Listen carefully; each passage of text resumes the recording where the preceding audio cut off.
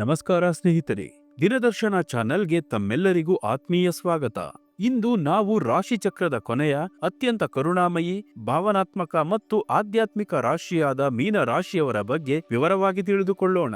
ಮೀನ ರಾಶಿಯವರು ಕರುಣೆ, ಕಲ್ಪನೆ ಮತ್ತು ಆಧ್ಯಾತ್ಮದ ಸಾಗರ. ನಿಮ್ಮ ಹೃದಯ ತುಂಬಾ ಮೃದು, ಆದರೆ ಬೇರೆಯವರನ್ನು ಬೇಗ ನಂಬುವ ಗುಣವೇ ನಿಮಗೆ ಮುಳುವಾಗಿದೆಯೇ? ಎಲ್ಲರ ಕಷ್ಟಕ್ಕೆ ಸ್ಪಂದಿಸುವ ನಿಮಗೆ ನಿಮ್ಮ ಕಷ್ಟಗಳನ್ನು ಕೇಳುವವರು ಯಾರೂ ಇಲ್ಲವೇ? ಈ ಕಠಿಣ ಪ್ರಪಂಚವೇ ನನಗೆ ಸರಿಹೊಂದುವುದಿಲ್ಲವೇ ಎಂಬ ಭಾವನೆ ನಿಮ್ಮನ್ನು ಸದಾ ಕಾಡುತ್ತಿದೆಯೇ? ನಿಮ್ಮ ಈ ಎಲ್ಲ ಭಾವನಾತ್ಮಕ ಗೊಂದಲಗಳಿಗೂ ಮತ್ತು ನೋವುಗಳಿಗೂ ಅಂತ್ಯ ಹಾಡಿ ನಿಮ್ಮನ್ನು ನೀವು ನಕಾರಾತ್ಮಕ ಶಕ್ತಿಗಳಿಂದ ರಕ್ಷಿಸಿಕೊಳ್ಳಲು ಮತ್ತು ನಿಮ್ಮ ಆಧ್ಯಾತ್ಮಿಕ ಶಕ್ತಿಯನ್ನು ಹೆಚ್ಚಿಸಿಕೊಳ್ಳಲು ಬೇಕಾದ ಒಂದು ದಿವ್ಯ ಸೀಕ್ರೆಟ್ ತಂತ್ರವನ್ನ ಇಂದಿನ ಈ ವಿಡಿಯೋದಲ್ಲಿ ವಿವರವಾಗಿ ತಿಳಿಸಿಕೊಡ್ತಿದ್ದೀನಿ. ಈ ವಿಡಿಯೋವನ್ನು ಕೊನೆವರೆಗೂ ನೋಡಿ. ನಿಮ್ಮ ಸೂಕ್ಷ್ಮ ಮನಸ್ಸಿಗೆ ಒಂದು ರಕ್ಷಾ ಕವಚವನ್ನು ನಿರ್ಮಿಸಿಕೊಳ್ಳಿ. ಅದಕ್ಕೂ ಮುನ್ನ ನೀವು ಮೀನ ರಾಶಿಯವರಾಗಿದ್ದರೆ ಈ ವಿಡಿಯೋಗೆ ಒಂದು ಲೈಕ್ ಮಾಡಿ.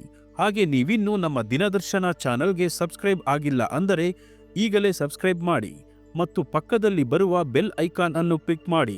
ಮೊದಲಿಗೆ ಮೀನ ರಾಶಿಯವರ ವ್ಯಕ್ತಿತ್ವವನ್ನು ಅರ್ಥ ಮಾಡಿಕೊಳ್ಳೋಣ. ಇವರ ಚಿಹ್ನೆ ವಿರುದ್ಧ ದಿಕ್ಕಿನಲ್ಲಿ ಈಜುತ್ತಿರುವ ಎರಡು ಮೀನುಗಳು.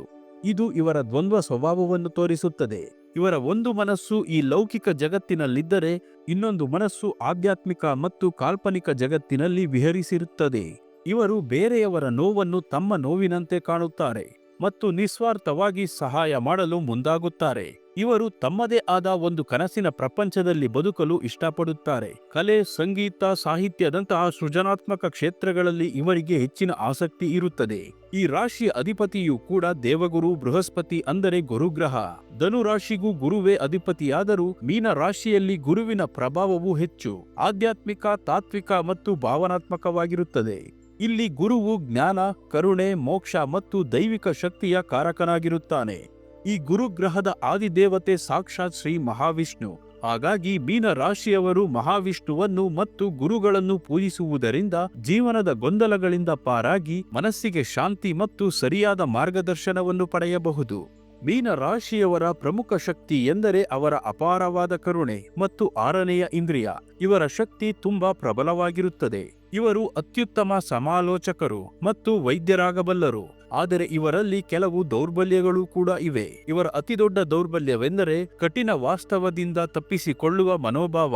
ಯಾವುದೇ ಸಮಸ್ಯೆ ಬಂದಾಗ ಅದನ್ನು ಎದುರಿಸುವ ಬದಲು ತಮ್ಮದೇ ಲೋಕದಲ್ಲಿ ಮುಳುಗಿ ಹೋಗುತ್ತಾರೆ.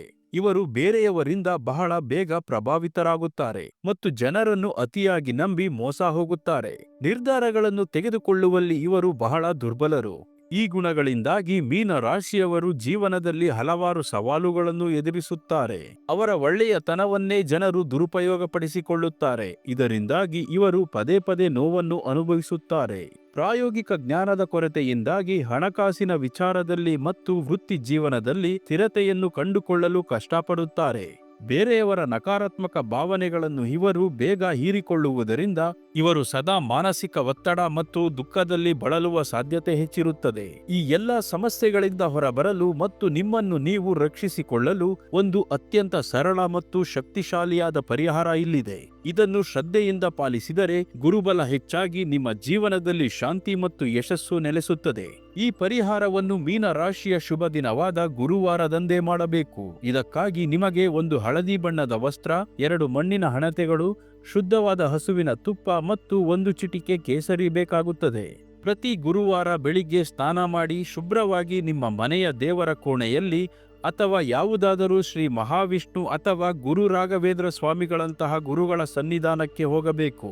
ದೇವರ ಮುಂದೆ ಆ ಹಳದಿ ಬಣ್ಣದ ವಸ್ತ್ರವನ್ನು ಹಾಸಿ ಅದರ ಮೇಲೆ 2 ಮಣ್ಣಿನ ಹಣತೆಗಳನ್ನು ಇಡಬೇಕು. ನಂತರ ಆ ದೀಪಗಳಿಗೆ ಹಸುವಿನ ತುಪ್ಪವನ್ನು ಹಾಕಿ ಮತ್ತು ಆ ತುಪ್ಪದಲ್ಲಿ 1 ಚಿಟಿಕೆ ಕೇಸರಿಯನ್ನು ಬೆರೆಸಿ ನಿಮ್ಮ ಮನಸ್ಸಿನಲ್ಲಿ ನನ್ನನ್ನು ಮತ್ತು ನನ್ನ ಮನಸ್ಸನ್ನು ಎಲ್ಲ ನಕಾರಾತ್ಮಕ ಶಕ್ತಿಗಳಿಂದ ರಕ್ಷಿಸು, ನನಗೆ ಸರಿಯಾದ ದಾರಿಯನ್ನು ತೋರಿಸು ಎಂದು ಪ್ರಾರ್ಥಿಸಿಕೊಂಡು ಆ ದೀಪಗಳನ್ನು ಹಚ್ಚಬೇಕು. ದೀಪ ಹಚ್ಚಿದ ನಂತರ ದೀಪದ ಮುಂದೆ ಕುಳಿತು ಮಹಾವಿಷ್ಣುವನ್ನು ಸ್ಮರಿಸುತ್ತಾ ಓಂ ನಮೋ ಭಗವತೆ ವಾಸುದೇವಾಯ ಎಂಬ ಮಂತ್ರವನ್ನು 108 ಬಾರಿ ಜಪಿಸಬೇಕು. ಈ ರೀತಿ ನೀವು ಸತತವಾಗಿ 7 ಗುರುವಾರಗಳ ಕಾಲ ಮಾಡುವುದರಿಂದ ನಿಮ್ಮ ಮನಸ್ಸಿಗೆ ಆಧ್ಯಾತ್ಮಿಕ ಶಕ್ತಿ ಮತ್ತು ಧೈರ್ಯ ಲಭಿಸುತ್ತದೆ. ಯಾರು ಸರಿ ಯಾರು ತಪ್ಪು ಎಂದು ಗುರುತಿಸುವ ಜ್ಞಾನ ಹೆಚ್ಚಾಗುತ್ತದೆ. ನಕಾರಾತ್ಮಕ ಶಕ್ತಿಗಳಿಂದ ರಕ್ಷಣೆ ಸಿಗುತ್ತದೆ. ಮತ್ತು ನಿಮ್ಮ ಕಲ್ಪನಾ ಶಕ್ತಿಗೆ ಒಂದು ಸಕಾರಾತ್ಮಕ ದಾರಿ ಸಿಗುತ್ತದೆ. ಈ ಮುಖ್ಯ ಪರಿಹಾರದ ಜೊತೆಗೆ ನಿಮಗೆ ಹಳದಿ ಮತ್ತು ಸಮುದ್ರದ ಹಸಿರು ಬಣ್ಣಗಳು ಬಹಳ ಶುಭಕರ. ನಿಮ್ಮ ಅದೃಷ್ಟದ ರತ್ನವೆಂದರೆ ಪುಷ್ಯರಾಗ. ಆದರೆ ಇದನ್ನು ಧರಿಸುವ ಮುನ್ನ ನಿಮ್ಮ ಹತ್ತಿರದ ಅನುಭವಿ ಜ್ಯೋತಿಷಿಗಳ ಸಲಹೆ ಪಡೆಯುವುದು ಅತ್ಯವಶ್ಯಕ. ಗುರುವಾರದಂದು ದೇವಸ್ಥಾನಗಳಿಗೆ ಅಥವಾ ಬಡವರಿಗೆ ಅನ್ನದಾನ ಮಾಡುವುದರಿಂದ ಗುರುಗ್ರಹದ ಅನುಗ್ರಹ ಹೆಚ್ಚಾಗುತ್ತದೆ. ನೋಡಿದ್ರಲ್ಲ ಸ್ನೇಹಿತರೆ, ಇದು ಮೀನ ರಾಶಿಯವರ ಕನಸುಗಾರಿಕೆಯ ಜೀವನದ ಸಂಪೂರ್ಣ ಚಿತ್ರಣ ಮತ್ತು ಅವರ ಕಷ್ಟಗಳಿಗೆ ಸುಲಭವಾದ ಪರಿಹಾರ. ನಿಮ್ಮ ಕರುಣೆ ಮತ್ತು ಆಧ್ಯಾತ್ಮಿಕ ಶಕ್ತಿ ಒಂದು ವರ. ಅದನ್ನು ಸರಿಯಾಗಿ ಬಳಸಿಕೊಳ್ಳಿ. ನಂಬಿಕೆಯಿಂದ ಈ ಪರಿಹಾರವನ್ನು ಮಾಡಿ. ನಿಮ್ಮ ಜೀವನದಲ್ಲಿ ಆಗುವ ಧನಾತ್ಮಕ ಬದಲಾವಣೆಯನ್ನು ನೀವೇ ಕಾಣುವಿರಿ. ಈ ಮಾಹಿತಿ ನಿಮಗೆ ಇಷ್ಟವಾಗಿದ್ದರೆ ಇದನ್ನು ನಿಮ್ಮ ಮೀನರಾಶಿಯ ಸ್ನೇಹಿತರಿಗೂ ಹಾಗೂ ಸಂಬಂಧಿಕರಿಗೂ ಶೇರ್ ಮಾಡಿ. ಅವರ ಸೂಕ್ಷ್ಮ ಮನಸ್ಸಿಗೂ ಒಂದು ಆಸರೆ ಸಿಗಲಿ. ನಿಮಗೂ ಒಳಿತಾಗುತ್ತದೆ.